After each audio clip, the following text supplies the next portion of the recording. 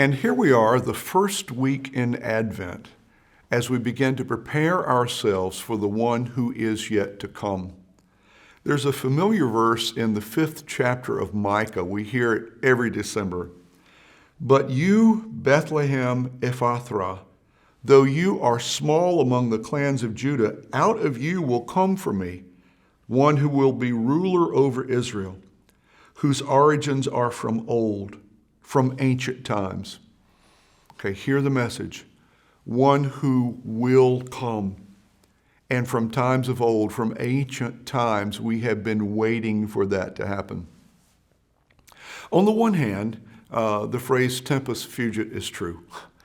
Time flies. It moves so quickly. Recently, I preached at a church that I served years and years ago. And my older son, Adam, was with me. Adam was born when I was the pastor of that church. Adam is now 37. And we went back and I thought, how could that time have passed that quickly? It seems like yesterday I was there and he was just a little thing. And here we are all the years later. Time flies by and we can't slow it down. We're all aware of the rush and the race and the busyness of life, especially during the Christmas season. But amid it, there is the opposite factor, and that is the slowness of time when it's critical time. Children are aware of that. They talk about it. They get near December and they begin to say, Christmas is never going to come. When will it ever come? It just plods the time, slowly getting there. We, as adults, use a phrase for it. We'll talk about things and say, it's as slow as Christmas. There is a virtue and value, I think, to living into that latter experience. Not the time flies, but that the time moves slowly. Advent is a time of preparation. We don't just jump magically and quickly from Thanksgiving Day to Christmas Day. Advent is the season when slowly, methodically, intentionally, we prepare ourselves for that which is to come. The Hebrews waited and longed and prayed for years and eons, anticipating the birth of the Messiah. We read this verse from Micah. It was written 700 years before Jesus got there. And he was saying, from you, O Bethlehem, shall come the one for whom we have longed and waited from ancient times. They prayed. They imagined. They thought and talked together about what will it be like when the Messiah comes and what should we be like, so that when the time finally arrived, they were prepared. That's what Advent is for.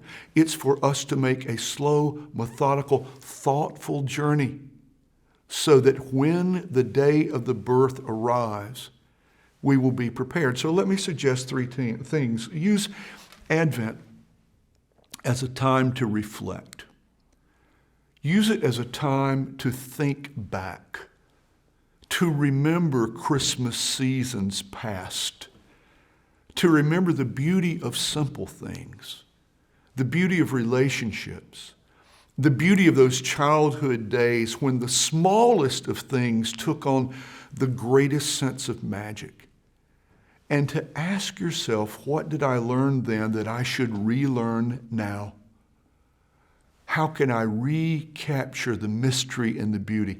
Use Advent as a time to reflect. Second, use Advent as a time of prayer. Again, so that we don't jump from Thanksgiving Day to Christmas Day, but instead so that we can do what Micah encouraged the Hebrew people to do, to ask ourselves the questions, what do we need to do to get ready? If the manger of my life is to host this birth, how should I tidy up that area? What things do I need to sweep out that get in the way of the one who is to come? What things do I need to put in that would make so noble a guest feel welcome and at home? During Advent, it's the perfect time prayerfully to consider, how do I make myself ready to host the one who is coming? And then third, use Advent as a time to help someone, to discover Christmas by providing it.